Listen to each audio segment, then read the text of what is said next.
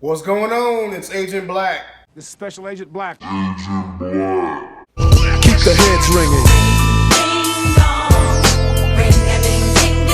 Keep the heads ringing.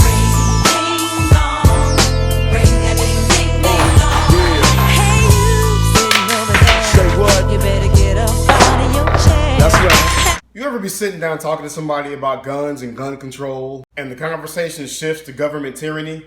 I bet you, if anything, the person you were talking to gave you this weird look of disgust, like, you really think our government will hurt its own people? And it's not like I'm paranoid, like our own government is out to get us. But how many examples do we need of our government doing some shady stuff before we acknowledge the possibility that our government can and may turn tyrannical?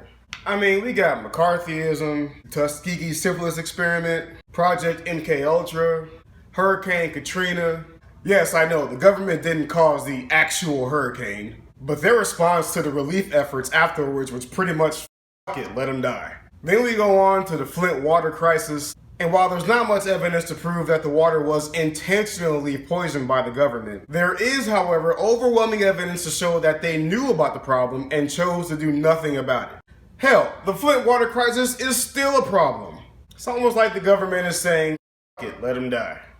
And it's not just the United States government. Various governments all over the world throughout history have terrorized its own people through iron fist dictatorship. And one of the biggest things that keeps our government in check is the fact that over 100 million people are packing either one of these or they're packing one of these. In fact, I wonder how World War II would have gone down if every time a Nazi asked for papers, he received the business end of a 1911 instead. Now, the first thing people say when I tell them that is, do you really think your little rifle is going to stand up to drones, tanks, and fighter jets? And at first thought, yes, I admit that it does seem implausible that 100 million people with rifles and pistols could stand up to the superpower that is the United States military. But for those who sincerely ask that question, here's my answer. See Vietnam, Iraq, Afghanistan, etc. See, the entire idea behind the Second Amendment is so the citizens can have the ability to combat government tyranny, either domestic or abroad. That means the citizens should have access to whatever weapons its military does within reason. So you think people should be running around with nukes? Look, man, I said within reason. Not only does the average citizen not have the resources to house and maintain a nuclear weapon, but some people act like gun enthusiasts are just gonna be rolling around with nuclear warheads in their trucks. Do we have a problem? Huh?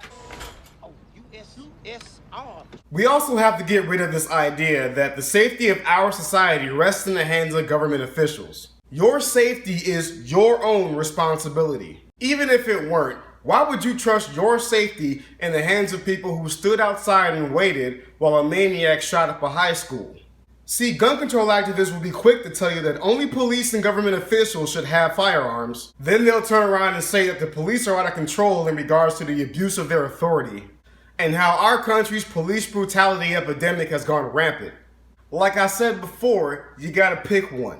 Hell, the Supreme Court of the United States has already ruled that the police do not have a duty to protect you. Look, I'm not one of those paranoid guys in the tinfoil hats running around thinking that the government's out to get me. But I am one of those guys who believes in the possibility of foreign and domestic governments becoming tyrannical. That also means that I believe we the people reserve the right to bear arms to combat any such tyranny that may arise. I want to give a special thanks to David Ferguson, aka White Lightning, for helping me shoot the video. I appreciate it.